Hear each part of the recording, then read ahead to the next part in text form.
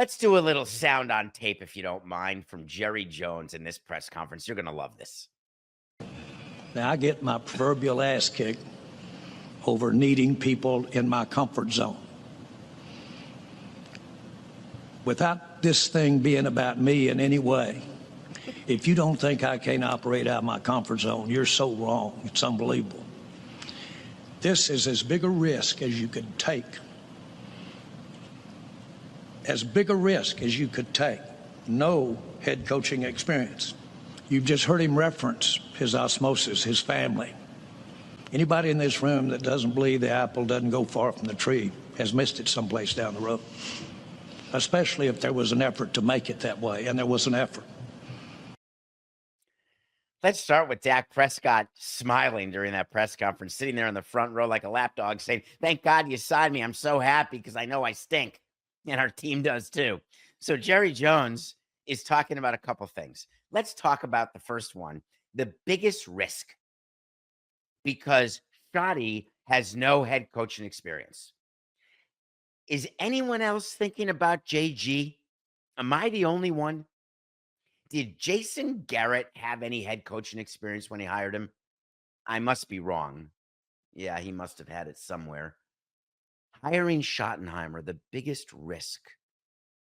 Is that because Ben Johnson, Aaron Glenn would be smaller risks because they were more highly regarded? Or is it because Schottenheimer was not rumored or wanted by any team anywhere, though Jerry Jones would make you feel as though he was a very much Ray Cherchez offensive coordinator who, by the way, is choosing to call his own plays, which obviously was discussed with Jerry and Steven, which is a terrible idea. Very hard to do that. Some coaches can, but not if you're Schotty. So Jerry Jones wants you to believe that he's taking a big risk and that he gets out of his comfort zone. Do you mean the comfort zone that is enveloping him since 1995? Is it the comfort zone of losing? Is it the comfort zone of a GM that doesn't do the job properly?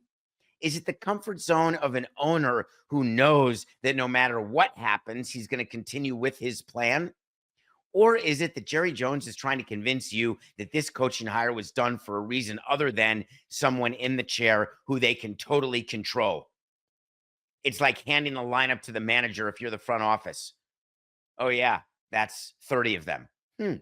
What kind of control does Stephen Jones and Jerry Jones want over their coach? Do they want a sycophant?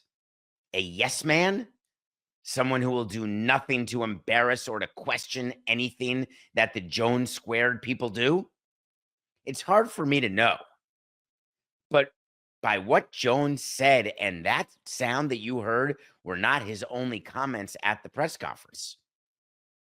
He actually talked about that he didn't feel he needed to even meet with Ben Johnson or Aaron Glenn because Schottenheimer understands the Cowboys' current situation better than anyone, and that he's equal to Glenn and Johnson.